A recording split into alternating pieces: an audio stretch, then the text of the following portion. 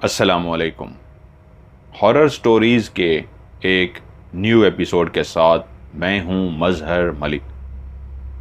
कैसे हैं आप लोग? उम्मीद है खैरियत से होंगे। आज की हॉरर स्टोरी जो मैं आपको सुनाने जा रहा हूं, ये एक गुमनाम स्टोरी है, एक उलझी हुई कहानी, बहुत ही अजीब व गरीब और खौफनाक कहानी।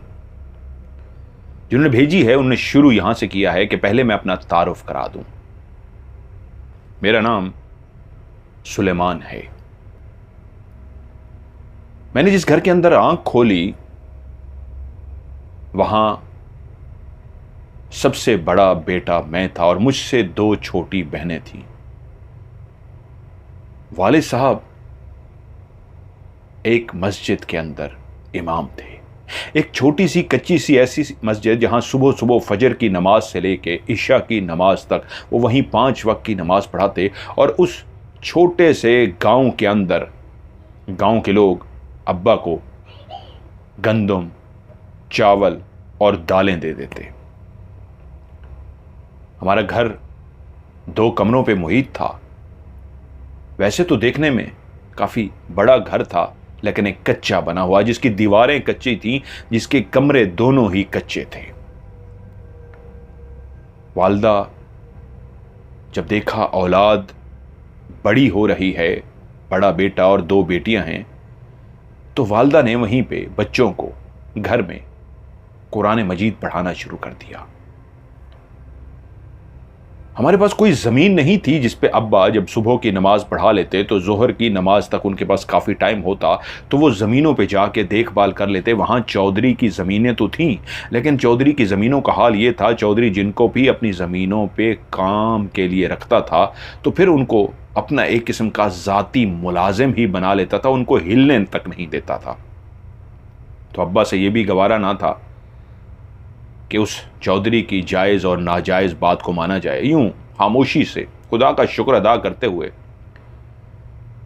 वो 5 वक्त की नमाजें पढ़ते। कभी भी किसी से पैसा मांगा नहीं था। ये दौर भी वो था जिसमें लोग खाने पीने की चीज़ें ज़्यादा देते थे, पैसा बहुत कम दिया जाता था। यूं घर की गुजर बसर जैसे कैसे मुश्किलों से हो रही थी। अब खाना जो पेट भरने के लिए है, वहीं तन पे डालने के लिए कपड़ा भी तो चाहिए, पाँव में डालने के लिए जूती भी तो चाहिए। तो जूती और कपड़े का एहतमाम बड़ी मुश्किल से होता। वहीं पे जब मैं बड़ा हुआ तो मेरे वालिद साहब ने मुझे स्कूल में डाल दिया।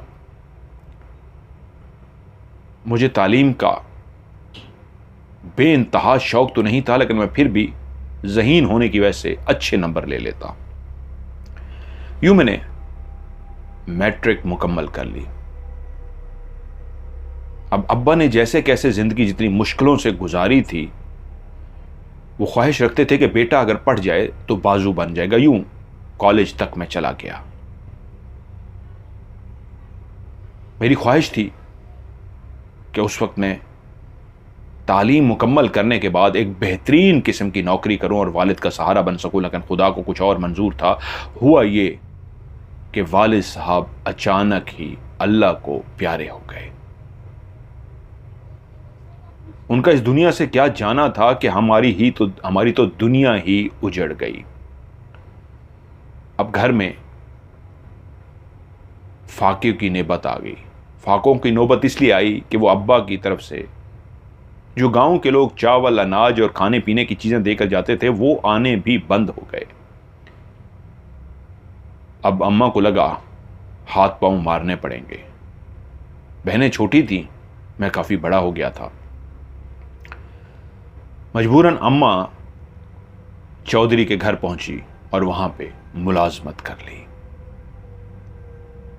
उस मुलाजमत से घर का गुजारा होना शुरू हो गया। बहनों ने वहीं पे घर में बच्चों को पढ़ाना शुरू कर दिया। अब मैं घर में बैठा था, क्या करूं? तालीम मुकम्मल हुई नहीं, कुछ समझ ना आए। वहीं पे मैं अक्सर अपने अब्बा को देखता था। हमारा एक कमरे का अटैची केस था, वो उसको जब भी खोलते, उसको खोलने के बाद वहीं पे साथ ही चारपाई पे इस अंदाज में बैठ जाते कि कभी मैंने उनको दिन को, कभी शाम को और कभी रात को भी कुछ किताबें खोले बैठे देखा था। वो उन किताबों को खंगालते रहते थे, पढ़ते रहते थे। वो कैसी किताबें थी मैंने कभी भी गौर नहीं किया था। वालिद बहुत ज़्यादा पढ़े लिखे तो नहीं थे, लेकिन इतने पढ़े लिखे थे उस दौर के कि किताबों को आराम से पढ़ सकते थे। तो वालिद के जाने के बाद मुझे ख्याल आया, क्या था अब्बा जो पढ़ते थे। मैं उस ट्रंक के पास गया, एक पुराना सा ट्रंक पड़ा हुआ था, उसको मैंने खोला और उसमें अब्बा का कुछ सामान जहाँ निकला वहीं नीचे कुछ किताबें पड़ी हुई थी। और जैसे ही एक किताब को मैंने उठाया तो ये देख के हैरान रह गया कि वो किताब अमलियात की किताब थी। उसके सफ़ों को मैं पलट के देखता गया तो वो बहुत ही पुरानी किताब थी, उस दौर की जिसको किसी ने अपने हाथ से लिखा था। और उसमें ऐसे ऐसे नुस्खे, ऐसी ऐसी बातें, ऐसा कुछ लिखा हुआ था कि मेरी आंखें खुली की खुली रह गईं। मैंने किताब को उठाया और घर से बाहर चला गया। खेतों में एक ऐसी जगह पे जाके बैठा जहाँ पे पुरसकून फ़ज़ा थी, यहाँ कोई भी मुझे नहीं देख सकता था मैं क्या कर रहा हूँ। मैंने किताब को खोला और किताब को पढ़ना शुरू कर दिया। मैं जैसे जैसे किताब को पढ़ता जा रहा था मेरे 14 तबक रोशन होते जा रहे थे। उसमें तो ऐसे ऐसे चिल्ले थे, उसमें ऐसी ऐसी बातें थी, ऐसा ऐसा पढ़ने को बताया गया था जिससे क्या कुछ किया जा सकता था। तभी मुझे आया कि अब्बा अगर ये किताबें पढ़ते थे, अमलियात जानते थे और ऐसी नायाब किताबें उनके पास थीं, तो अब्बा ने घर के लिए क्यों कुछ नहीं किया। इन किताबों की मदद से तो वो बहुत कुछ कर सकते थे। और यूं अब मैं किताबें बारी बारी चाटना शुरू हो गया। चाटना से मुराद इस तरह जहन नशीन करना शुरू हो गया कि एक एक सफ़े को इतने गौर से पढ़ रहा था जैसे कोई इम्तिहानों की तैयारी करता है, एक एक सफ़े को याद करता है। उन किताबों को मैं पढ़ता जा रहा था। बुखार का इलाज, महबूब को कदमों में लाना, जिन को हाजिर करना, इस तरह का अमल करना जिससे ये गैबी मखलूक आपको नज़र आना शुरू हो जाए। यानी वो जो पर्दा पड़ा हुआ है इंसान की आंखों में, जिसकी वजह से वो जिन्नात को नहीं देख सकता, जिन्नात इंसान को देख सकते हैं, तो एक ऐसा अमल जिसके पढ़ने से वो पर्दा हट जाए और आप जिन्नात को देखना शुरू हो जाएं। कहीं पे भी जाएं तो आपको महसूस हो जाए जिन्नात की मौजूदगी। इस लाइनों को पढ़ते हुए मेरे अंदर पहला ख्याल ये आया कि मैं किताबें एक दफ़ा पढ़ लूँ, ये ज़रूर करूँगा कि मुझे जिन्नात नज़र आना शुरू हो जाएं। उसमें तो बेइंतहा थे। महबूब को कदमों में लाना भी था, घर से कोई नाराज होकर चला गया है उसको वापस बुलाने का तरीका भी था, बच्चा रो रहा है। इतनी किताबें थीं, इतना ज़्यादा थी कि उसके अंदर इतने नुस्खे लिखे हुए थे, इतने वजीफ़े लिखे हुए थे कि उन किताबों को पढ़ तो मैंने तेज़ी से लिया, लेकिन उसके बाद मुझे एहसास हुआ अब मुझे इनको समझना है। और यूं मैंने उन किताबों को समझना शुरू कर दिया। दूसरी दफ़ा अब मैं जब पढ़ रहा था तो हर सफ़े पे इस तरह, पहले तो मैं जल्दी जल्दी पढ़ता गया कि ये अमल क्या है, इसको कैसे करना है। मिसाल के तौर पे एक टाइटल लिखा हुआ था कि रात के अंधेरे में कब्रिस्तान जाके चिल्ला करना और हमजाद को बुलाना। मैंने उस वक्त पढ़ा और उसके नीचे तरीका लिखा हुआ था कि रात को कब्रिस्तान जाएं, इस तरह बैठें, ये करें, दायरा कड़ा ये लगाना है, ये कराना है, चांद की ये तरीक़ें होनी चाहिए और उसके बाद आपने ये कपड़े पहनने चाहिए, ये खुशबू लगानी चाहिए, इस तरह करना चाहिए, इस तरह पढ़। वो पूरी डिटेल थी। ये मैं पढ़ता गया। अब दूसरी दफ़ा जब मैं उन किताबों को पढ़ रहा था तो पढ़ नहीं रहा था, अब मैं समझने की कोशिश कर रहा था कि इनमें से कौन सा आसान है जो मैं शुरू में कर सकता हूँ। मैंने सीखा तो था नहीं, वो तो बहुत खौफनाक से अमल थे जिससे मुझे लगता था कि नुकसान भी हो सकता है। मैंने सुन रखा था कि अगर चिल्ला बगैर उस्ताद के किया जाए तो ये मखलूक आपकी जान भी ले सकती है। तो मैं कोई ऐसी बेवकूफ़ी नहीं करना चाहता था कि वो मखलूक मेरी जान ले ले। खैर मैं पढ़ता रहा। अब मैं ये किताबें मुकम्मल याद हो चुकी थी। वो तकरीबन बेसिक चीज़ें जो होती हैं ज़िंदगी में वो मैं याद कर चुका था। तावीज़ क्या होता है, तावीज़ कैसे बनाते हैं, किस काम के लिए कौन सा तावीज़ दिया जाता है, कागज़ के हिंसों पे क्या लिखा जाता है, कागज़ के डब्बे बना के जब हिंसे लिखे जाते हैं, ला मीम ये इस तरह की जब लाइनें लिखी जाती हैं तो क्या होता है, ये मैं सारा समझ चुका था। ये मैं सब इसलिए कर रहा था कि मैं फ़ैसला कर चुका था मुझे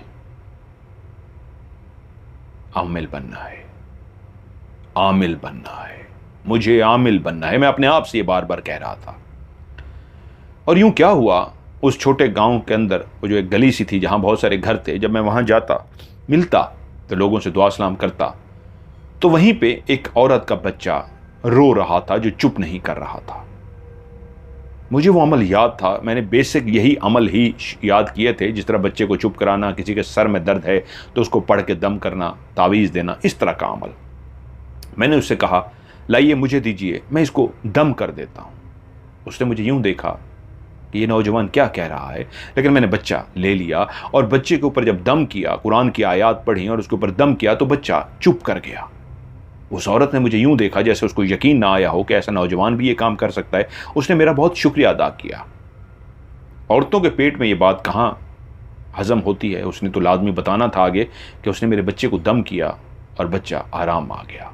अब इसी तरह जो एक मोहल्ला सा बना हुआ था, उसके अंदर गुजरते हुए मैं किसी के सर में दर्द होता, कोई कहता मेरी दाढ़ में दर्द हो रहा है, बुजुर्ग कोई बैठा होता, ऐसे लोग मैं ढूंढता जिनका मुझे पता होता है कि ये बूढ़े हैं, इनको कोई ना कोई मसला होता है। मैं बुजुर्ग के पास जाता, चाचा क्या हाल है, खैर खैरियत पूछता, और वो बताते बेटा बस कमर में दर्द है, अब तो टांगे जवाब दे गई हैं, आँखें से नज़र नहीं आता, सर में, इस तरह की बातें करते। तो मैं उनसे कहता मुझे लाइए ना, मैं आपको दम कर दूँ, और मैं उनको दम कर देता। अब हुआ कुदरत की तरफ से ये कि मेरे दम में असर होना शुरू हो गया, कि लोगों को फ़ायदा होना शुरू हो गया। उससे ये हुआ, लोग मुझे कुछ ना कुछ शुक्रिया के तौर पे रकम भी अदा कर देते।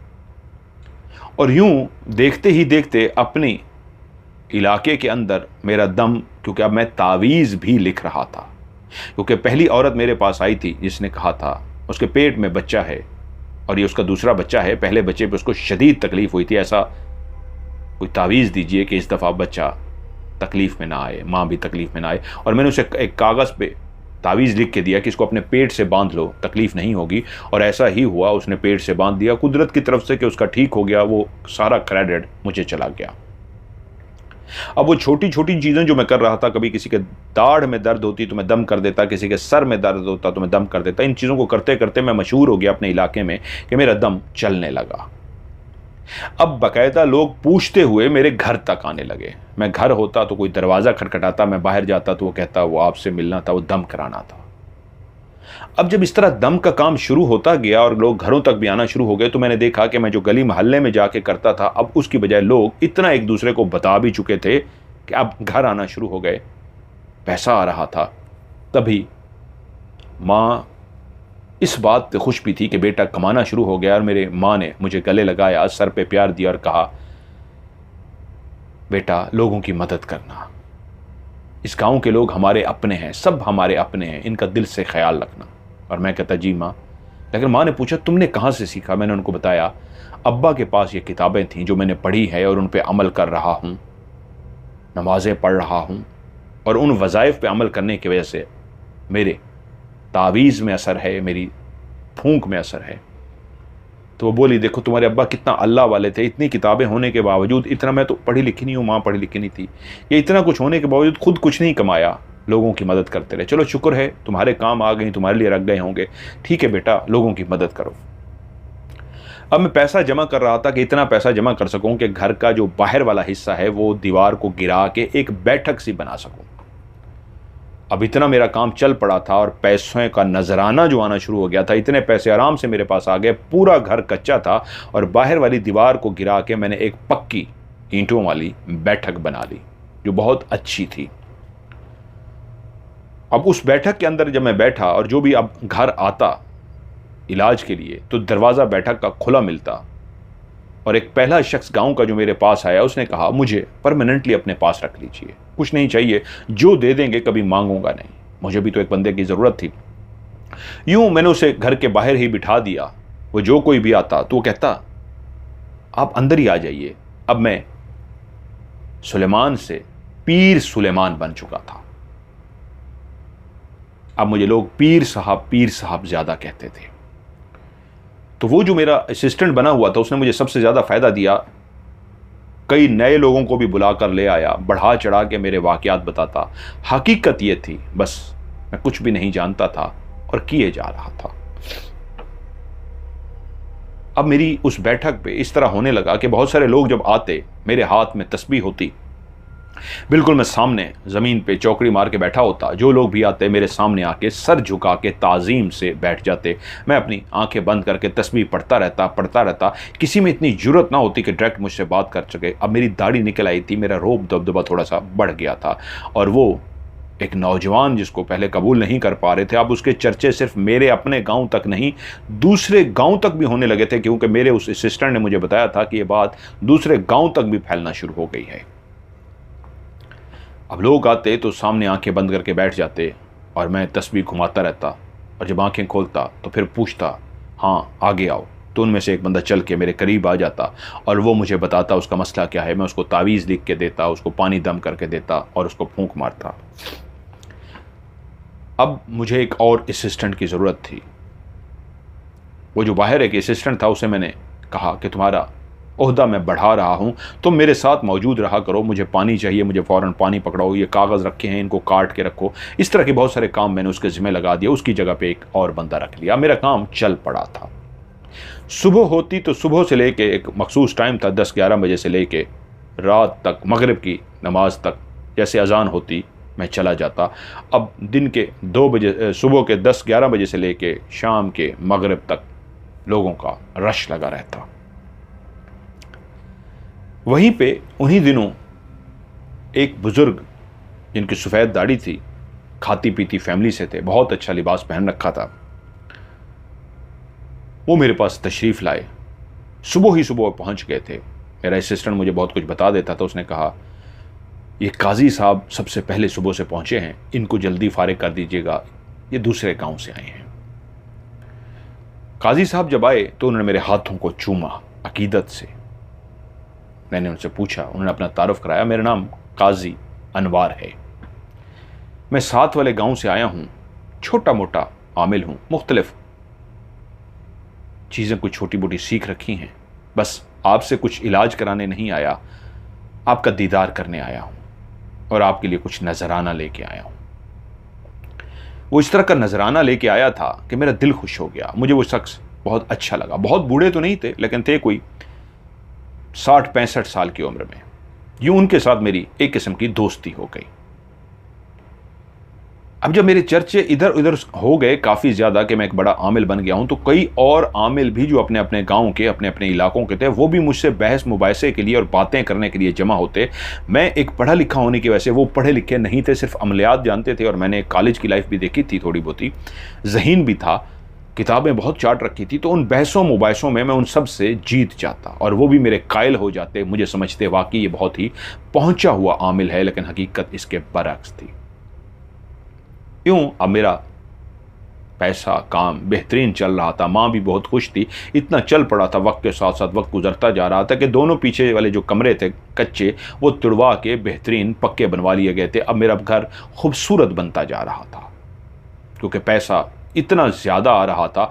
मैंने तो सोचा भी नहीं था कि दुनिया का सबसे बेहतरीन कारोबार ये पीरी फ़कीरी है। इसमें रोज़ इतने नजराने आ जाते, पैसों के अलावा खाने पीने का सामान लेके आ जाते कि वो सारा सामान घर जाता। तो अब मेरी माँ इतना खुश थी, उसको कोई काम करने की ज़रूरत नहीं थी। अब काफ़ी साल हो गए थे, मैं भी बहुत कुछ जान गया था, किसको कैसे डील करना है, किसके साथ क्या करना है, किसको तावीज़ देना है। लेकिन सच ये है कि मैं कोई आमिल नहीं था। काजी अनवार साहब कई दफ़ा मेरे पास आ चुके थे। वो सुबह आते, काफ़ी खाने पीने का सामान और पैसा लेके आते, नजराना देते, कुछ देर बैठते, मेरा हाथ चूमते और उसके बाद चले जाते, क्योंकि उनका गांव पैदल वो आते थे।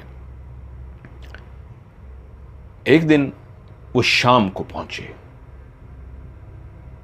मैंने उनको जब अंदर दाखिल होते देखा तो हैरान हो गए। तो सुबह आते हैं और दिन को ही चले जाते हैं, इन्होंने शाम से पहले अपने गांव पहुंचना होता है। आज शाम को क्यों आए? तो उनके चेहरे पे भी कुछ परेशानी सी थी।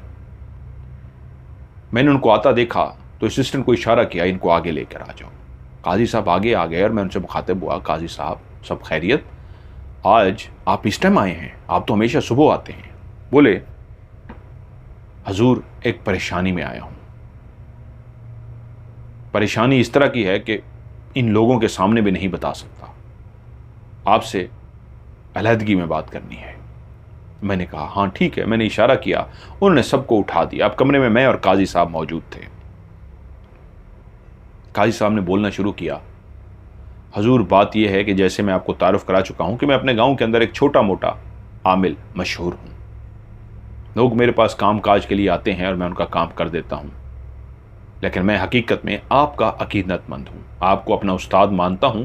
आपका दीदार भी इसलिए करने आता हूं, जैसे ही आपका दीदार कर लेता हूं तो मेरे अंदर एक बहुत सारा करंट सा आ जाता है, मेरे अंदर रूहानियत सी आ जाता है। मैं अपने आप को बहुत काबिल समझता हूं। कल तक मैं एक बगैर उस्ताद के था, आज मेरे पास आप जैसा एक अजीम उस्ताद मौजूद है, इसलिए मैं हमेशा आपके पास आता हूँ। और मैं दिल ही दिल में मुस्कुरा दिया कि जिसको ये अजीम कह रहा है उसको तो खुद कुछ नहीं आता। पेट पूजा के लिए, घर के गुर्बत के हालात को ठीक करने के लिए मैं तो आमिल बना था। काजी साहब बोले, हुआ कुछ यूं कि मेरे गांव के अंदर एक कुम्हार रहता है, जो कुम्हार जो बर्तन बनाते हैं, मिट्टी के बर्तन बना के फिर उनको भट्ठी में पकाते हैं। प्याले हो गए, कप हो गए, गिलास हो गए, जग हो गए, अब तो ख़त्म हो गया, लेकिन फैशन में लोग यूज़ करते हैं मिट्टी के बर्तन। उस वक्त वही काम था। वो कुम्हार मेरे पास आया तो वो शदीद परेशानी की हालत में था।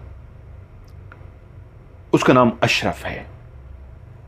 वो मेरे पास आया और मुझसे बोला, काजी साहब मैं शदीद परेशानी में आपके पास आया हूं। मैंने कहा, बोलो क्या हुआ है।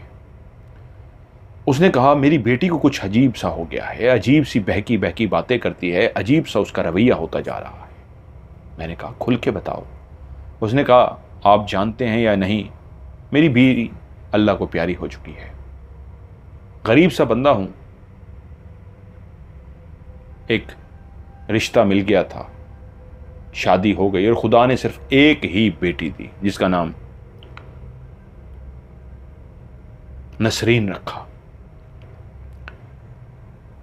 और कोई बच्चा ना हो सका कि मेरी घरवाली अल्लाह को प्यारी हो गई। नसरीन की मैंने बड़ी मुश्किलों से देखभाल की, उसको पाल पोस के जवान किया, माँ का बाप का प्यार दिया। लेकिन एक माँ अपनी बेटी के साथ जो दोस्ताना रवैया रख सकती है वो बाप तो नहीं रख सकता। सो मेरे बस में जितना था मैंने किया। लेकिन आजकल ये हो गया है, मेरी बेटी कुछ अजीब सी है। उसको जब मैंने पहली दफा देखा तो वो खुद ही बैठी हंस रही थी। जैसे ही मैं घर में दाखिल हुआ तो चुप कर गई। मैं बोला उससे, क्या हुआ है, क्यों हंस रही थी। बोली, कुछ नहीं अब्बा। मैंने कहा, इंसान है, कोई बात याद आ जाती है, हंस रहा होगा, हंस पड़ी होगी। लेकिन एक रात उस घर में मैं और मेरी बेटी रहते हैं, 2 ही कमरे हैं, हम दोनों सोए हुए थे कि रात को कौन सा पहर था कि मेरी आंख खुली। उस आंख खुलने की वजह थी कि मेरी बेटी कुछ बोल रही थी और मेरी जैसे ही आंख खुली तो मैं मुतमईन सा हो गया। वो ख्वाब में थी और नींद में कुछ देख रही थी, इसलिए बुड़बुड़ा रही थी। मैं समझा पता नहीं क्यों बोल रही है, मैं फिर से सो गया। लेकिन फिर एक रात जब मेरी आंख खुली तो मैंने उसे देखा, उसकी आंखें खुली हुई हैं और वो अपने आप से बातें कर रही है। मैं इस बात पे भी परेशान हो गया और मैं एकदम से जब देखा बेटी जाग रही है और अपने आप से बातें कर रही है तो मैं एकदम से उठ के बैठा और उसे आवाज़ दी, नसरीन, ओ पुत्र नसरीन, क्या हुआ है। उसने मेरी तरफ देखा और बोली, नहीं अब्बा, बस आंख खुल गई थी, नींद नहीं आ रही थी, कुछ पढ़ रही थी, कोई परेशानी की बात नहीं, आप सो जाएं। मैं समझ गया बच्ची है, मैं सो गया। लेकिन फिर उसके बाद ऐसा सिलसिला शुरू हो गया उसके साथ। अक्सर कभी वो रात को बातें कर रही होती, मैं घर में जाता, छुट्टी वाले दिन जब बर्तन शर्तन बेच के मैं घर में बर्तन बना रहा होता तो मुझे कहके की आवाज़ आती, मेरी बेटी कहका लगाती, मैं मुड़ के देखता तो वो अकेली ही हंस रही होती। मैं उससे शुरू में पूछता रहा, क्या हुआ, तो आगे से कहती, कुछ नहीं अब्बा। अब मैंने पूछना भी छोड़ दिया था क्योंकि वो हंसना शुरू हो गई थी और मुझे पता था मैं पूछूंगा तो आगे से कहेगी, क्या हुआ अब्बा, कुछ नहीं, वैसे हंस रही थी। लेकिन मुझे कुछ बातें उसकी अजीब सी नजर आनी शुरू हो गई कि कुछ अजीब सा हो रहा है। और जब उसकी हालत इस तरह की मुसलसल होने लगी तो एक दिन मैं घर के अंदर दाखिल हुआ। मैं जैसे ही घर के अंदर दाखिल हुआ तो वो चारपाई पे दीवार की तरफ मुंह करके बैठी थी और अपने आप से बातें कर रही थी और अपने आप से बातें करते हुए कह रही थी, सिर्फ तुमसे प्यार है, हाँ सिर्फ तुमसे ही प्यार है, तुम ही हो, सब कुछ तुम ही हो, मेरा अब सब कुछ तुम ही हो। मैं पीछे खड़ा हो गया, जिसको इस तरह बोलता हुआ देख के परेशान हो गया। सामने तो दीवार है, ये दीवार की तरफ मुंह करके बैठी है, क्या हुआ है इसको? कुछ देर में खड़ा रहा, इतने लफ्ज सुने, उसके बाद वो खामोश सी हो गई। मैं अपनी जगह से हिला, चलता हुआ उसके पास गया और उसको आवाज दी, नसरीन। वो है नसरीन। उसने मुड़ के मेरी तरफ नहीं देखा। मैं और चौंक गया कि क्या हो गया है, कोई दिमागी बीमारी तो नहीं होगी। मैं घूम के उसके सामने गया तो मैं उसके सामने खड़ा था, वो फिर भी मेरी तरफ नहीं देख रही थी, दीवार को देख रही थी। मैं उसके सामने जाके बड़े प्यार से उसको कहा, क्या हुआ है, क्या हुआ है? उसने आहिस्ता से ऐसे मेरी तरफ देखा और उसके बाद फिर से चुप हो गई। मुझे लगा कि शायद माँ नहीं है, आज काश माँ होती तो इतनी दुखी ना होती। मेरे पास कुछ है नहीं, कोई रिश्ता आए तो इसके हाथ पीले कर सकूं। फाकों के दिन गुजरते हैं, मुश्किलों से कोई बर्तन बिकते हैं, क्योंकि शहर में तो शायद बर्तन ज़्यादा बिकते हों, ये तो छोटा सा देहात है, यहाँ पे तो कोई इतने बर्तन भी नहीं लेता। लेकिन अब ये होने लगा है, अब वो ज़्यादा बात नहीं करती। मैं पूछता हूँ क्यों हंसी, तो जवाब भी नहीं देती, रोना शुरू कर देती है, कभी हंसना शुरू कर देती है, कभी खुद ब खुद चुप हो जाती है, बहकी बहकी बातें करती है।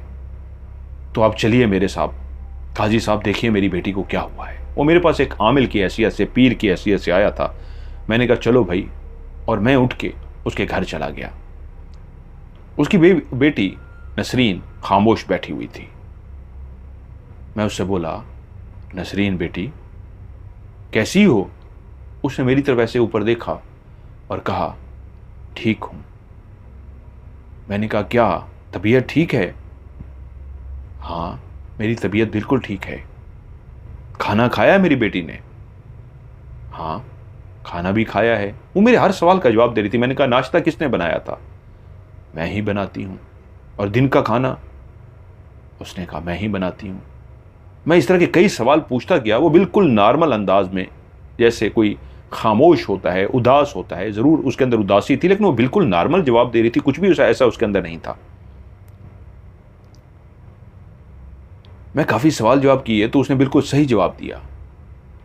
अब्बा के मुताल्लिक भी कुछ सवाल जवाब किए। उसने कहा, बस जितना आता है घर में, उससे जो मैं पका सकती हूँ, खाना वगैरह मैं पका देती हूँ, और कभी हालत फाकों की होती है।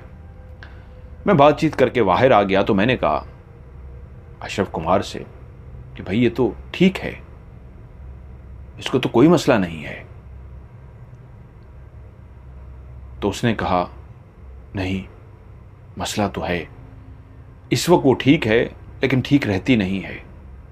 चलें, आपका बहुत बहुत शुक्रिया, फिर मसला हुआ तो मैं आपको जहमत दूंगा। अगले ही दिन सुबह ही सुबह मेरे घर पहुंच गया। दरवाज़ा ज़ोर ज़ोर से खटखटाया जा रहा। मैं एकदम से उठा। मैंने कहा, भाई कौन है? मैंने दरवाज़ा खोला तो बाहर अशरफ खड़ा था। मुझे कहता है, जल्दी से आइए, जल्दी से आइए। मैं समझ गया वही बेटी का मामला है। मैं उठा और उसके साथ चल पड़ा। और उसके जब मैं घर गया तो मैं देख के हैरान रह गया। उसकी बेटी ने अपने बाल खोल रखे थे। गांव की लड़कियां दुपट्टा सर से नहीं उतारती, ना ही बाल खुले रखती हैं। कोई आ जाए तो फौरी तौर पे दुपट्टा सर पे लेती थी। आजकल नहीं है, पहले गांव में तो ये होता था, किसी गांव में आज भी ऐसा है। कहते, मैं जब, काजी साहब बता रहे हैं पीर सुलेमान को ये सारी बात, कि मैं जब घर में दाखिल हुआ हूं तो उसने अपने बाल खोले हुए थे, चारपाई पे पूरे बाल खोल के बैठी हुई थी। और जैसे मैं उसके करीब गया हूं, मैंने कहा, नसरीन क्या हुआ है तुम्हें? तो उसने अपने सर को जोर जोर से झटकना शुरू कर दिया है। उसके खुले बाल जोर जोर से लहराना शुरू हो गए हैं और उसके मुंह से अजीब सी आवाज़ें निकल रही थी, जैसे हिस्ट्रियाई कैफियत होती है, अजीब सी कैफियत होती है, और ऐसे वो पागलों की तरह कर रही थी। जैसे ही मैंने उसकी ऐसी हालत को देखा, मैंने कोशिश की, मैंने कुछ दुआएं पढ़ने की कोशिश की और वहीं पे खड़े होकर जल्दी से ऊंची आवाज़ में दुआ पढ़ी। जैसे ही मैंने ऊंची आवाज़ में दुआ पढ़ी, उसका सर रुक गया और उसके बाल जो उसके मुंह के और चारों तरफ फैले हुए थे, उसने बाल थोड़े से आगे से हटाए, मुझे यूं गुस्से से देखा जैसे कह रही हो बंद करो इसको। और मैं और डर गया। मैंने कहा, मुझे और पढ़ना चाहिए। मैं डर तो गया, मैंने और पढ़ा। थोड़ी देर के बाद वो मुस्करा पड़ी और मुस्कुरा इस अंदाज में पड़ी जैसे मेरा तंज उड़ा रही हो कि तेरी आयात का मुझ पे कोई असर नहीं हो रहा। और उसके बाद उसने ज़ोर ज़ोर से कहके लगाने शुरू कर दिए, कहके लगाने शुरू कर दिए और हाथ के इशारे से यूं यूं मुझे कह रही है कि मुझे कुछ फ़र्क नहीं पड़ रहा। तो मुझे इतना पता लग गया कि मेरा अमल जवाब दे गया है। मेरे पास जितना था वो ख़त्म हो गया। मैं जितनी देर पढ़ता रहा वो हंसती रही, हाथ का इशारा करती रही। उसके बाद फिर से उसने अपने बाल झटक के उसी तरह जिस तरह शुरू में कर रही थी मगन हो गई, जैसे उसने मुझे इग्नोर कर दिया हो कि तुम्हें मैं जानती नहीं, कर लो जो करना है। मैं अपने काम में दोबारा से मसरूफ़ होने जा रही हूँ और अपने काम में मसरूफ़ हो गई। मैंने उसके वाले से कहा मुझे थोड़ा सा टाइम दीजिए, मैं ज़रूर कुछ करता हूँ। अब मैं घर तो पहुँच गया, लेकिन एक इज्जत, एक भरम जो है उस इलाके में, अब वो भरम टूटने का डर था कि क्या करूं, कुछ समझ ना आया। तो अगले ही दिन अशरफ मेरे घर आ गया कि जी आज तो तबीयत पहले से भी ज्यादा अजीब है। मैंने उसे कहा रुको मैं आता हूं, और उसके बाद मैं सीधा रवाना हुआ आपके पास आ गया हूं। आज इसलिए बे टाइम आया हूं, वरना सुबह आता हूं शाम को चला जाता हूं, कि आपकी मदद की ज़रूरत है। आप मेरे पीरो मुर्शिद हैं, आप मेरे उस्ताद हैं, मैंने आपसे बहुत कुछ सीखा है। आपकी इस महफिल में आके बैठने से मैं इतना फैज़ याब होके जाता हूं, तो चलिए मेरे साथ मदद कीजिए। अब मैं उसको कैसे कहता कि मुझे तो खुद कुछ नहीं आता। तो मैंने उसे कहा काजी साहब, सच्ची बात यह है कि मेरे सामने अभी तक इस तरह का कोई जिन्नात वाला मामला बज़ाहिर आया नहीं है, लेकिन ठीक है देखते हैं क्या हो सकता है। अब वो वापस तो उस वक्त जाया नहीं जा सकता था। रात को उनको मैंने कहा आप यहीं पे ही बैठक में स्टे कीजिए, सुबह हम चलेंगे। सुबह हम दोनों रवाना हो गए और सीधा वो मुझे पहले अपने घर लेके गए। एक बहुत अच्छा घर बनाया था, खाते पीते थे, ज़मींदार थे। घर जाते ही मेरी भरपूर सेवा की, आओ भगत की, और आओ भगत करने के बाद उन्होंने उस कुम्हार अशरफ को भी बुला लिया। अशरफ आया और उन्हें तारुफ कराया, ये हमारे बड़े उस्ताद मोहतरम हैं। मैं इसलिए कल तुम्हें कह के गया था, मैं अपने पीर साहब के पास गया, अपने उस्ताद साहब के पास गया था। ये मेरे उस्ताद मोहतरम हैं, ये मेरे पीर हैं, इन्हीं से मैंने सीख रहा हूँ, इन्हीं से फैज़ याब होता हूँ। इनको बताओ क्या मसला है। अशरफ ने तकरीबन वही बातें जो पहले ही वो बता चुके थे काजी साहब, वो सारी बातें मुझे उसी तरह बताई। मैं कहा ठीक है आपके घर चलते हैं, जैसे ही मगरिब हो जाएगी हम आपके घर चलेंगे। जैसे ही मगरिब हुई हम उनके घर में, अभी मगरिब होने में थोड़ा सा टाइम बाकी था, 15-20 मिनट होंगे, आधा घंटा होगा, हम उनके घर पहुंच गए। कच्चा सा एक घर था, कुम्हार का जिस तरह एक घर होना चाहिए। गुर्बत हर तरफ से झलक रही थी। गुर्बत कैसे ना झलकती, मैं इस गुर्बत को देख चुका था। मेरा अपना घर भी तो ऐसा ही टूटा फूटा था, अब वो पुख्ता बन चुका था, अब वो मज़े नया पक्का पुख्ता बन गया था। पहले तो मेरा भी घर टूटा फूटा था, हाँ ये थोड़ा सा और गुर्बत का शिकार था। वो मुझे बेटी के कमरे में ले गया। बाहर एक चारपाई पड़ी थी, कहा आप बैठिए हजूर।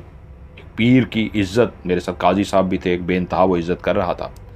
बेटी को लेके मेरे पास आया। जब मैंने उसकी बेटी नसरीन को देखा तो मैंने आज तक किसी लड़की को इस निगाह से नहीं देखा था। मर्द जब एक लड़की को शादी की निगाह से, पसंद की निगाह से देखता है तो उसके दिल के अंदर एक पसंदीदगी आती है कि काश मैं इसको बीवी बना सकूं, ये मुझे अच्छी लगी है। तो पहली दफ़ा एक लड़की को देखते ही मेरे दिल के अंदर एक पसंदीदगी आई, मुझे वो लड़की बहुत अच्छी लगी, मेरे दिल में ख्वाहिश पैदा हुई काश ये मेरी बीवी होती।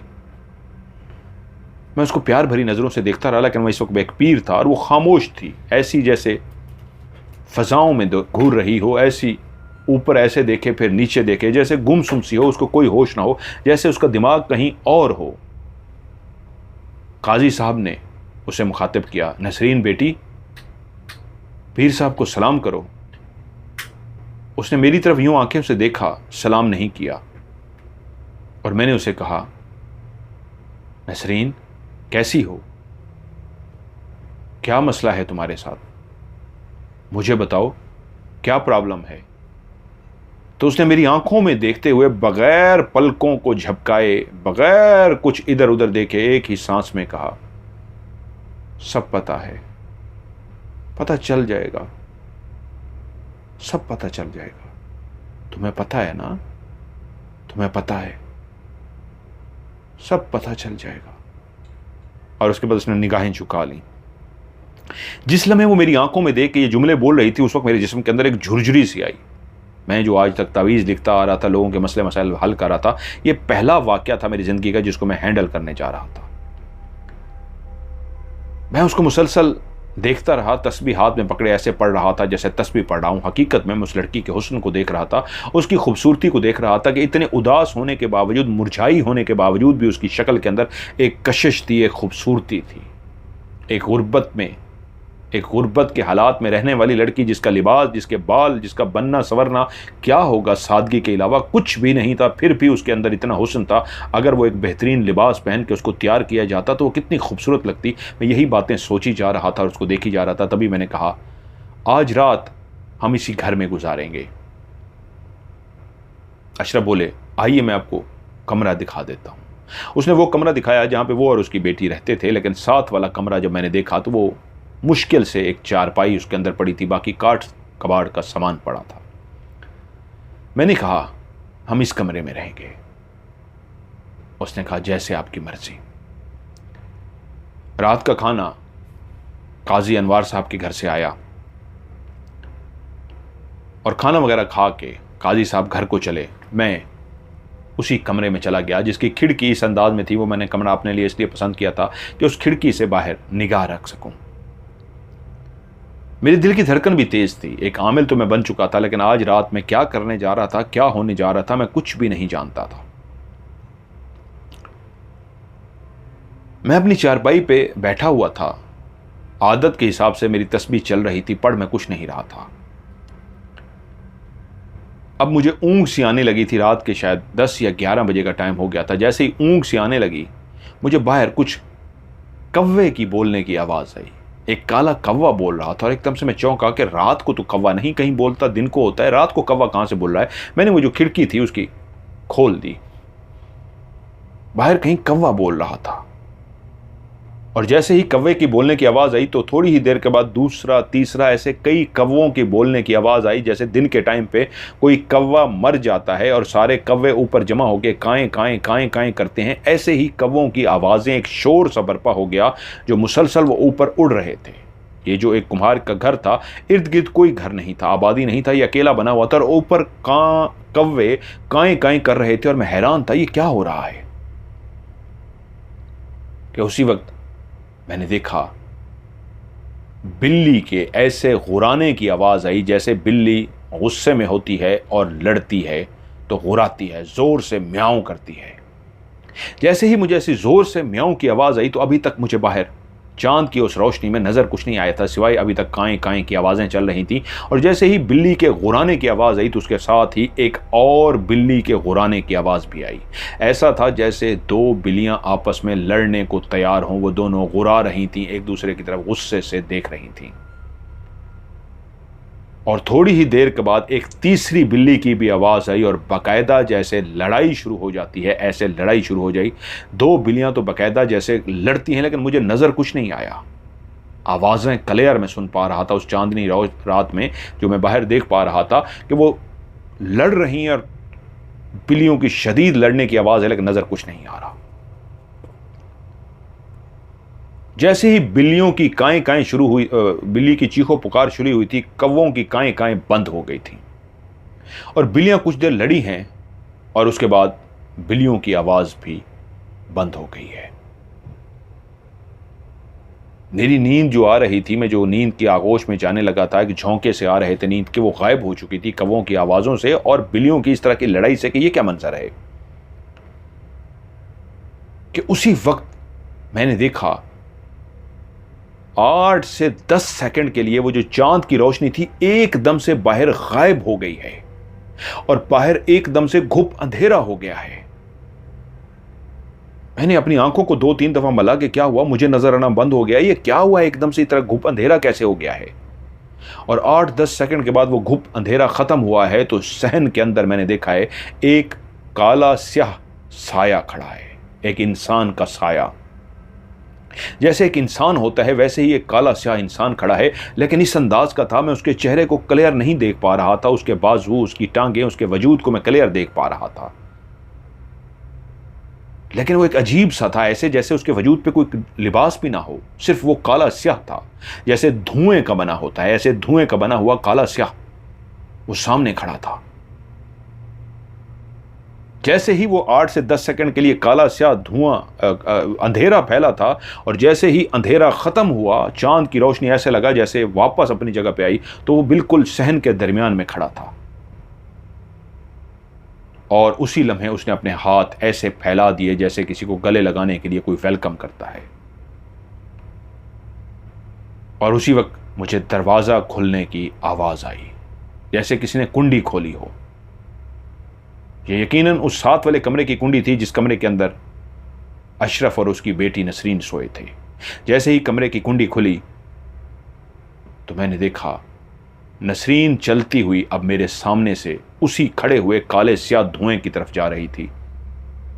क्योंकि मैं खिड़की से उसको कमरे से निकलता हुआ नहीं देख सकता था, लेकिन दरवाज़ा खुलने से, कुंडी खुलने से मुझे अंदाज़ा हो गया कि इसने दरवाज़ा खोला है। और तभी मेरी निगाह पड़ी कि नसरीन चलती हुई ऐसे बिल्कुल आहिस्ता आहिस्ता कदम उठा रही हो, जैसे कोई इंसान बिल्कुल गहरी नींद में होता है और कदम उठाता है, ऐसी ही गहरी नींद में वो कदम उठाती हुई आगे बढ़ रही थी। और जब उस काले स्याह धुएं के बिल्कुल करीब पहुंची तो उस धुएं ने मुस्कुरा के जब उसकी तरफ देखा तो उसके बिल्कुल सफ़ेद दांत थे, बिल्कुल इंसानों की तरह, इतने चमकते हुए दांत जैसे उन दांतों से रोशनी निकल रही हो। और उसी लम्हे जो उसकी आंखें मुझे अभी तक नज़र नहीं आई थी, उसके चेहरे को मैं बिल्कुल नहीं देख पा रहा था, उसी लम्हे उसने आंखें खोली या बंद की, सफ़ेद आंखें थीं और सफ़ेद उसके दांते थे। वो मुस्कुरा रहा था, उसने बाजू खोले थे। वो उसके सामने कुछ देर जाकर खड़ी हुई और चलती हुई उसके बाजू में चली गई। उसने बाजू को बंद कर लिया। जैसे ही उसने बाजू को बंद किया तो उसकी वो चमकती हुई सफ़ेद आंखें भी बंद हो गई थीं और वो बत्तीसी जो उसने मुस्कुराते हुए दांत बाहर निकाले थे, सफ़ेद सफ़ेद दांत थे, वो भी छुप से गए थे।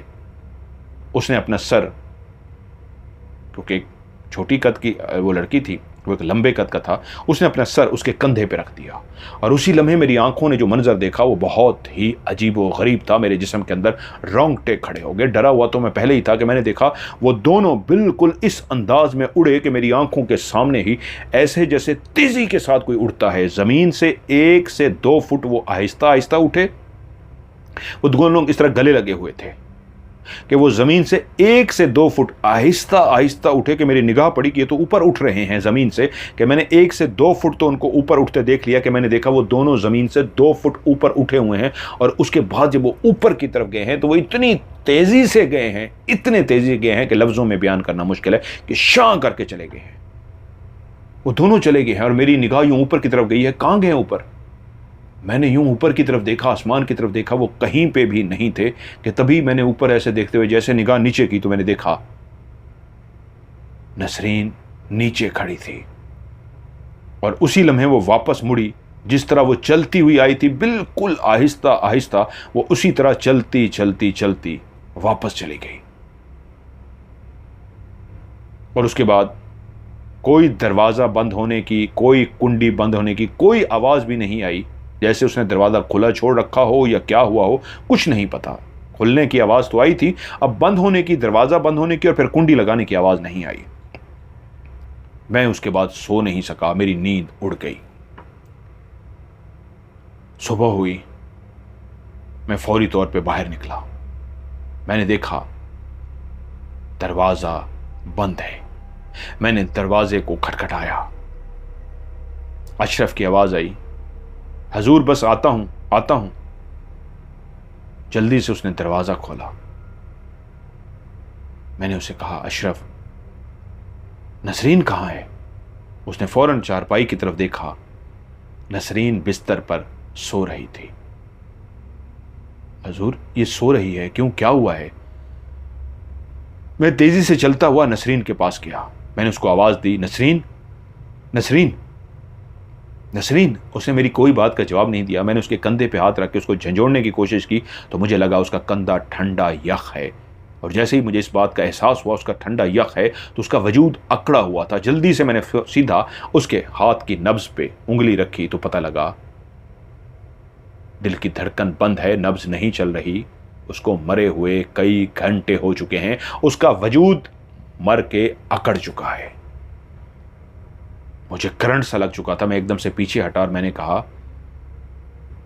नसरीन मर चुकी है क्या? उसने सुना और धाड़े मार के रोना शुरू कर दिया और बेटी को झंझोड़ना शुरू कर दिया, नसरीन उठ मेरी बेटी उठ। लेकिन नसरीन कहाँ उठने वाली थी। उस घर में कोहराम मच गया। मैं बाहर निकला, जैसे कैसे काजी अनवार साहब तक पहुंचा और उस घर के अंदर वो मर चुकी थी।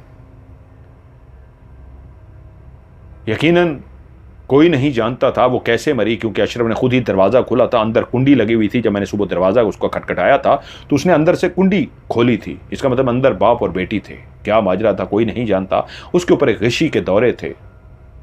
उसका सब कुछ लुट चुका था। खैर,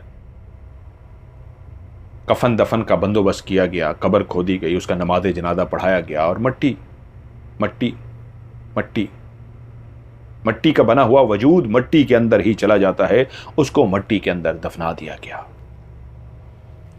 उस रात मैं काजी अनवार के घर में था और मैं चुप सा था। अभी तक उलझा हुआ था कि जो मैंने रात को देखा था वो क्या मंजर था, वो क्या माजरा था, मुझे कुछ समझ नहीं आ रहा था। और काजी अनवार भी खामोश थे इस बात पे कि मैं खुद से कुछ बताऊं, कुछ बोलूं। क्या देखा, क्या मंजर हुआ। मैं चुप रहा तो वो ज्यादा वो भी ना पूछ सके। जब सुबह हुई तो मैं अभी सोया ही था। काजी साहब भी मेरे साथ उधर बैठक में ही सोए थे कि दरवाज़ा ज़ोर ज़ोर से पीटा गया। काजी साहब ने उठ के दरवाज़ा खोला तो बाहर अशरफ खड़ा था। अशरफ कुमार, इतनी सुबह सुबह क्या हुआ है? उसने कहा, मैं तो बस और ज़्यादा मुझसे बर्दाश्त ना हो सका, मुझे प्लीज़ अंदर आने दीजिए। उसको अंदर बुला लिया गया। मैं भी चारपाई से उठ के बैठ गया। क्या हुआ? वो रोता गया, धाड़े मार मार के रोता गया। मैंने अशरफ को इशारा किया कि इसको रोने दो, इसका दिल का बोझ हल्का हो। जब वो काफ़ी रो चुका तो मैंने कहा, अब बताओ क्या हुआ है? उसने हाथ जोड़ के कहा, हुजूर मैंने झूठ बोला, मैंने बहुत कुछ छुपाया आपसे और अब मेरा कलेजा फटने को है। मेरा कलेजा फट जाएगा जब तक मैं सच नहीं बताऊंगा। मैंने उसे बिठाया और कहा, बताओ। उसने बताना शुरू किया। घर में फाके पड़ रहे थे, खाने पीने को कुछ था नहीं, तो मैंने फैसला किया कि शहर जाता हूं, वहां बहन के पास मदद मांगता हूं, वहां शहर में शायद बर्तन बनाने का काम हो। बेटी को लेकर शहर गया तो बहन ने बहुत अच्छे तरीके से वेलकम किया और बहनोई ने भी इज्जत दी। उनको जब सारा माजरा बताया तो उन्होंने कहा, ठीक है, तुम यहीं एक दुकान तुम्हें ले देते हैं, बर्तन अपने रखो और तुम्हारा काम चल पड़े तो फिर किराए का मकान भी ले लेना। उन्होंने इतने अच्छी तरीके से मुझे वेलकम किया था और कहा था कि शहर के अंदर तो बर्तन आज भी चल रहे हैं, गांव में तो चलते नहीं थे। मुझे किराए की दुकान लेके दी गई और यूं मैंने बर्तन बेचने शुरू किए तो पता लगा वाकई वहां पे बर्तन बिक रहे थे। मैंने वहीं पे बर्तन बनाने शुरू कर दिए। जिस दिन वो बेचते उस दिन मैं बर्तन बना लेता और जिस दिन वो बर्तन बनाते मैं अपनी दुकान पर बैठता। कारोबार मेरा चल पड़ा था, गुजारा अच्छा हो रहा था। मेरी बहन ने अभी कहा था, अभी मकान किराए पे ना लेना, अभी पैसे जमा कर लो, उसके बाद लेना। कुछ अरसे तक हम वहीं रहे कि एक दिन मेरी बहन ने मुझे बुलाया और कहा, भाई तुमने देखा मेरे शौहर ने कितनी मदद की है, हर तरह का ख्याल रखा है, मैं भी हाजिर हूं, लेकिन अब नहीं। मैंने कहा, क्या हुआ बहन? वो बोली, इस गली के अंदर ही एक ओबाश लड़का है, तुम्हारी बेटी का उसके साथ चक्कर चल रहा है, उससे मिलती है, बाहर निकलती है और उसको इशारे करती है और ये दोनों कहीं मिलते हैं, कहाँ जाते हैं हमें नहीं पता। हम बहुत शरीफ लोग हैं और वो लड़का बहुत उबाश है। मैंने खुद तुम्हारी बेटी को देख लिया है। अब बेहतर होगा तुम अपना घर किराए पे ले लो, यहाँ से चले जाओ। मेरे शौहर को पता लग गया तो मेरा घर भी ख़राब होगा, हम भी बेटियों वाले हैं। देखो भाई, मेरी ज़ात से जो हो सका मैंने तुम्हारी केयर की है, तुम्हारी हेल्प की है। अब प्लीज़ मेरी मजबूरी को समझो, मेरा घर खराब मत करो। मुझे जब इस बात का पता लगा तो मैंने बहन का शुक्रिया अदा किया कि तुमने मुझे बता दिया और वाकई मैं तुम्हारा घर खराब नहीं करूंगा। मैंने जैसे कैसे इस गली से बहुत दूर एक छोटा सा किराए का मकान ढूंढ ही लिया। पैसे कुछ जमा हो चुके थे और वैसे भी मैं सोच रहा था, लेकिन जल्दी में वो मकान मैंने किराए का ले लिया। जो थोड़ा बहुत सामान था वो उसके अंदर शिफ्ट कर दिया और उसी तरीके अब बर्तन बनाता और अपने बेच रहा था। एक दिन किसी काम के सिलसिले में मुझे दिन को घर जाना पड़ा, वरना अमूमन मैं जब सुबह जाता था तो शाम को ही वापस जाता था। उस दिन जब मैं अपने घर पहुंचा, दरवाज़ा खटखटाया तो दरवाज़ा ना खुला। मैंने दूसरी दफ़ा खटखटाया तो दरवाज़ा फिर ना खुला, तो मैंने ज़ोर ज़ोर से दरवाज़ा पीटना शुरू कर दिया। तो मेरी बेटी ने जब आके दरवाज़ा खोला तो उसके चेहरे पे हवाएं उड़ी हुई थी, वो शदीद खौफज़दा थी, वो डरी हुई थी। मैं उसको देख के एकदम परेशान सा हुआ, क्या हुआ है, तुम दरवाज़ा क्यों नहीं खोल रही? मैं डर सा गया कि कहीं डर तो नहीं गई, कोई मसला तो नहीं हो गया। कि उसने कहा, अब्बा मुझे माफ़ कर दो, अब्बा मुझे माफ़ कर दो। और मैं उसकी बात अभी समझ नहीं पाया था कि मैंने उसी वक्त कमरे के अंदर से एक लड़के को देखा। उस लड़के ने जैसे ही मुझे देखा तो वो भाग के, अब रास्ता तो यही था बाहर निकलने का, तो उस घर की जो सीढ़ियां थीं उसकी तरफ उसने जाने की कोशिश की कि कहीं से ऊपर चला जाए और जान बचा सके। मेरी आंखों में खून उतर आया। मैं भागता हुआ उस लड़के तक पहुंच गया और उसको गिरेबान से पकड़ लिया और बेटी से कहा, इसको इस घर का रास्ता किसने बताया है? तो वो रोती हुई बोली, अब्बा इसका कसूर नहीं, मैंने इसको बताया है। अब्बा इसे छोड़ दो, अब्बा मैं इससे शादी करना चाहती हूँ, अब्बा इसे छोड़ दो। मुझे इतना गुस्सा चढ़ा, मैंने कहा तेरी बेगैरत जुर्रत कैसी हुई मेरी बेटी, मेरी मासूम सी बेटी की तरफ देखने की? और मैंने उसको जो मारना शुरू किया। मेरे हाथ मजदूरी वाले हाथ थे, मेरे हाथों में तो ताकत थी। वो एक पतला कमज़ोर सा लड़का था कि मैं उसको मारता गया, मारता गया, मारता गया। इतना मैंने उसे मारा कि वो बेहोश हो गया। फिर भी मेरे गुस्सा, मेरी आग, मेरी गैरत गवारा नहीं कर रही थी कि मैं गया और वो दरांती जो पड़ी थी, वो दरांती जाके मैंने उसके सीने पे इस तरह मारनी शुरू कर दी कि जब उस लम्हे मुझे एहसास हुआ जब बेटी चीख मार के बेहोश हो गई, क्योंकि वो मर चुका था। मैं परेशान हो गया। अब मेरा गुस्सा बैठ गया क्योंकि वो मर चुका था। भागता हुआ बहनोई के पास गया कि मेरी मदद करो। जब उसको सारी बात बताई तो वो भी परेशान हो गया कि क्या करना है। उसने मुझे कहा, मैं तुम्हारी कोई मदद नहीं कर सकता, इस मसले को खुद संभालो। मैंने उसके आगे हाथ जोड़ दिए, गैरत का मामला है, तुम किसी को बताना नहीं। उसने कहा, हाँ मैं खुद से नहीं बताऊंगा, लेकिन अगर कोई मुझ तक पहुंच गया तो मैं ज़रूर उसको बता दूंगा। और वो मुझसे मुंह मोड़ के चला गया। मैंने उसको बोरी में बंद किया और दूर उसकी लाश को ऐसी जगह पे फेंक आया जहां जानता था कोई भी नहीं पहुंच सकेगा, और जब तक कोई पहुंचेगा उसकी लाश गल सड़ चुकी होगी। मकान का चाबी मैंने वापस की, बेटी को लेके वापस घर आ गया। लेकिन जब यहां पहुंचा तो बेटी की हालत, जो होश में तो आ गई थी, अब अजीब सी दीवानगी की हालत होने लगी। कभी कभी वो ठीक हो जाती और कभी कभी अजीब सी हो जाती।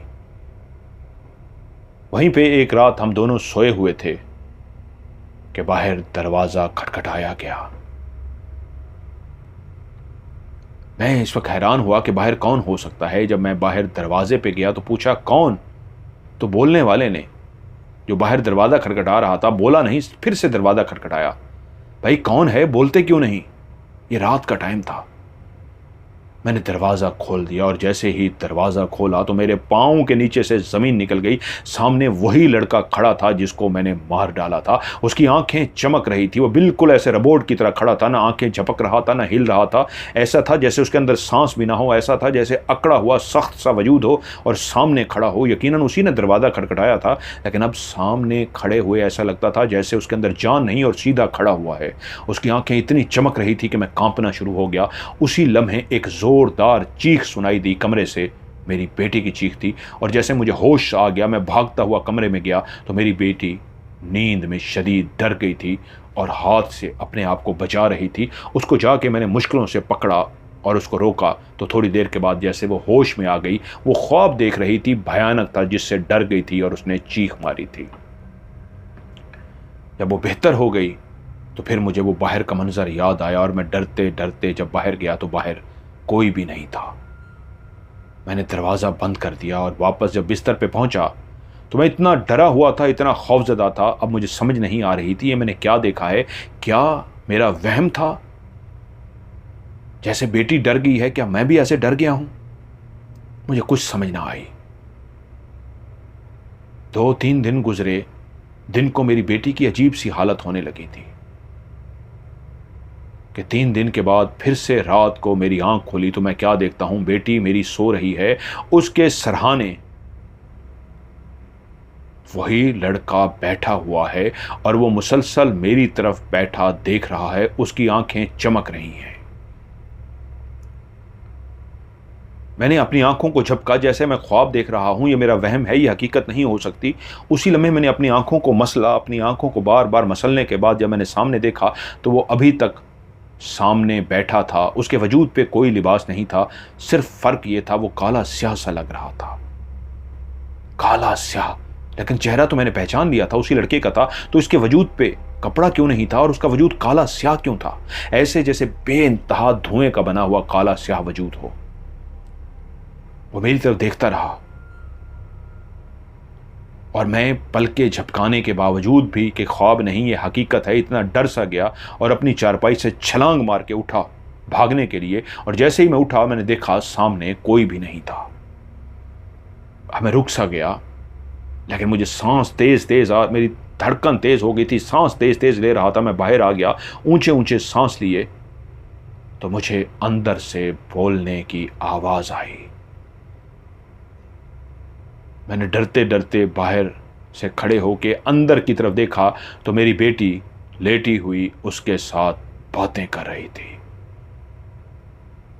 मैं शदीद खौफजदा हो गया।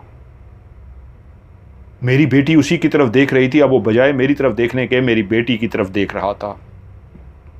वो क्या बोल रहा था मैंने उसकी आवाज़ तो नहीं सुनी, लेकिन मेरी बेटी उससे बातें कर रही थी। आखिरी जुमला जो मेरी बेटी ने कहा वो मेरे कानों ने ये सुना, मैं सिर्फ तुम्हारी हूं, सिर्फ और सिर्फ तुम्हारी। और मैं गिरा और बेहोश सा हो गया।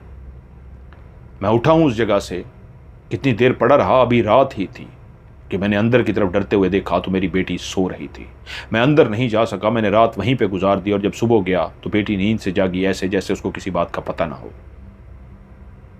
और उसके बाद काजी साहब मैं आपके पास पहुंचा कि देखिए मेरी बेटी के साथ क्या है।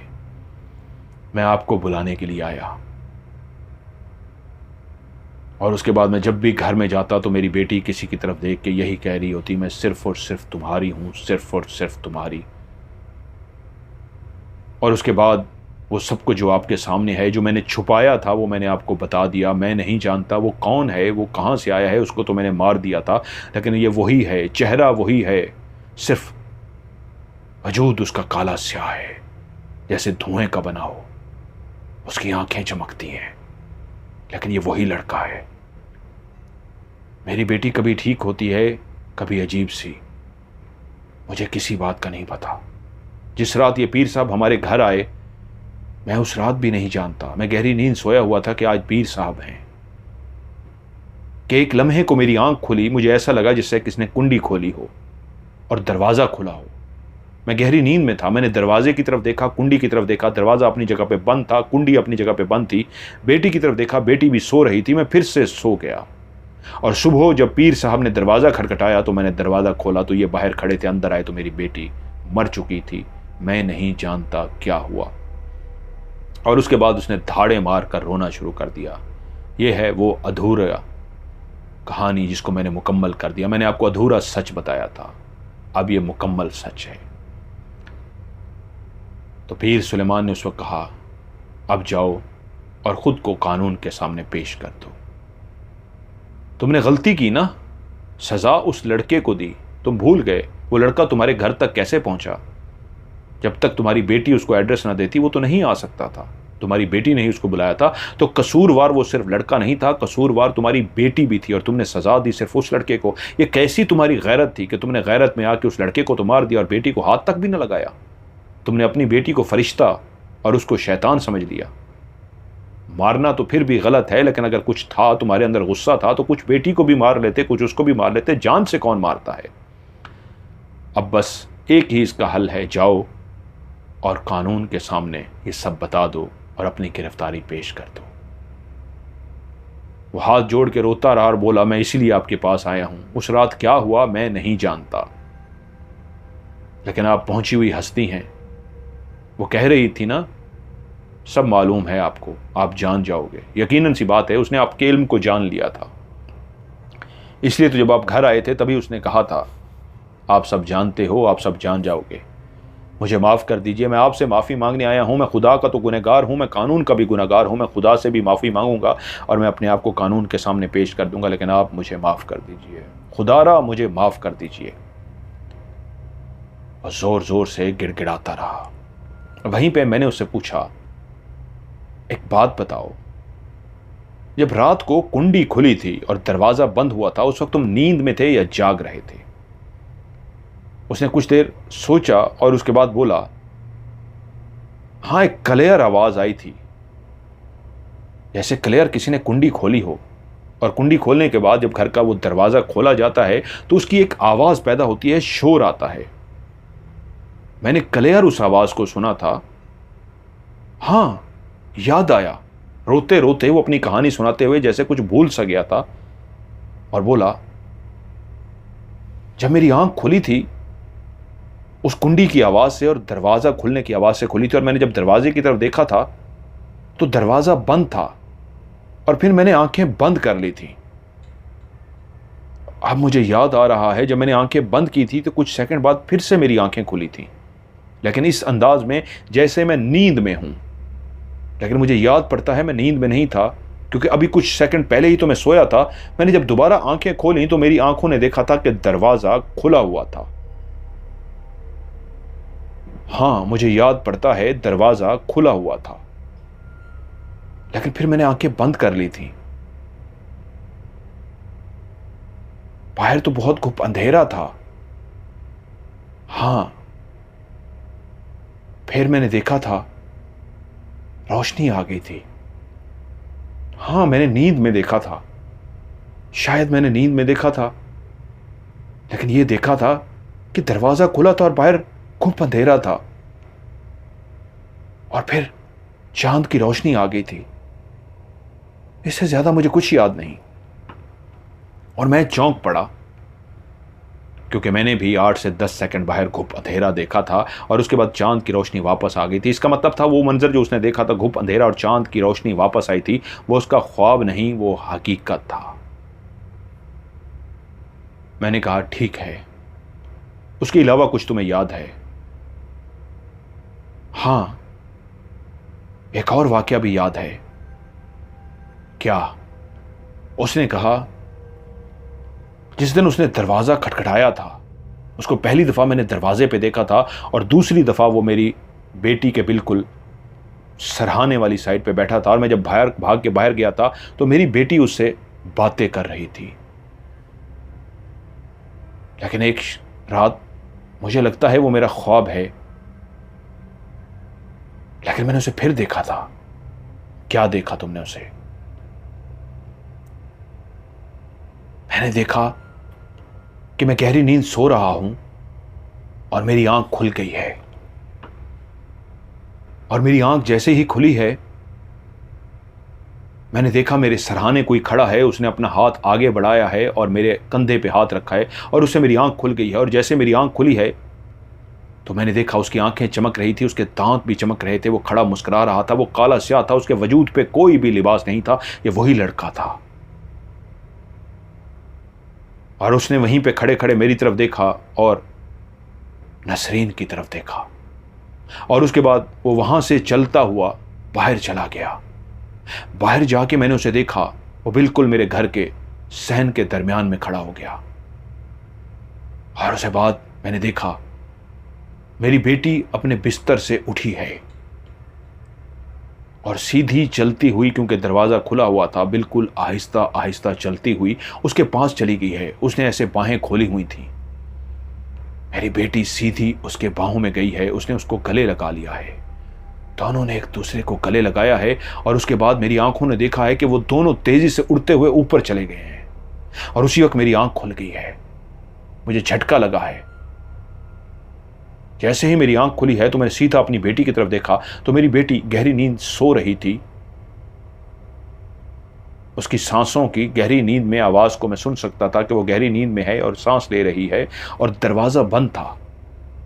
हां, मैंने सिर्फ ये एक भयानक ख्वाब देखा था, उसके अलावा मुझे कुछ याद नहीं। पीर सुलेमान ने कुछ लोगों को उसके साथ भेजा कि जाओ अपने जुर्म को कबूल कर लो, और वो चला गया अपने जुर्म को कबूल करने के लिए। वहीं पे काजी अनवार साहब अब पीर साहब की तरफ देख रहे थे कि वो क्या जवाब देते हैं, क्या बताते हैं। तो वहीं पे पीर सुलेमान ने उनसे कहा, ये एक उलझी हुई कहानी है, उसने अपने जुर्म का इतराफ़ तो कर लिया, लेकिन उसने जो ख्वाब में देखा, जो आखिरी उसने ख्वाब बताया है, उस ख्वाब से पहले वही मैंने हकीकत में देखा था। उसी रात वो अंधेरा हुआ और उस अंधेरे के बाद जब रोशनी हुई तो वो दरमियान में खड़ा था और बाहें खोल के खड़ा था, और मैंने उस लड़की को उसकी बाहों में जाते हुए और ज़मीन से 2 फुट ऊपर उठते हुए और तेज़ी के साथ ऊपर जाते हुए देखा था। और उसके बाद मैं सो नहीं सका, और जब सुबह जाके दरवाज़ा खटखटाया था तो कुंडी अंदर से लगी थी और अशरफ ने ही कुंडी खोली थी, और जब मैं इसकी बेटी के पास गया था तो वो मर चुकी थी। क्योंकि आखिरी मंजर जो मैंने देखा था वो जब दोनों उड़ के ऊपर की तरफ गए थे, तो उसकी बेटी को मैं अभी ऊपर की तरफ देख रहा था कि ऊपर कहाँ गए हैं, आसमान को ढूंढता रहा था। आसमान में मुझे कहीं नज़र नहीं आया कि जैसे ही मैंने अपनी गर्दन को नीचे किया तो देखा वो लड़की मुड़कर वापस जा रही थी। मैंने उसको वापस जाते हुए देखा था। उससे पहले कौवों की काएं काएं और बिल्लियों के शोर को भी सुना था। मैं नहीं जानता वो क्या था। और उसके बाद पीर साहब भी खामोश हो गए और काजी साहब भी सर झुकाकर बैठ गए, और उसके कुछ अरसे अगले ही दिन पीर साहब अपने आस्ताने पे जो उन्होंने बना रखा था वो रवाना हो गए। इससे ज़्यादा कहानी में उन्होंने कुछ भी नहीं लिखा, यहीं पे कहानी को ख़त्म कर दिया।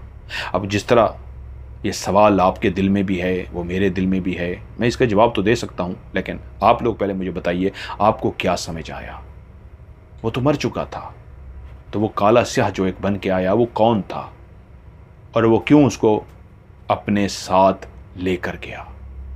ये उलझी हुई कहानी का आप कमेंट्स में जवाब दीजिए। आपको क्या समझ आई है? क्या आप इस उलझी हुई कहानी को सुलझा सकते हैं?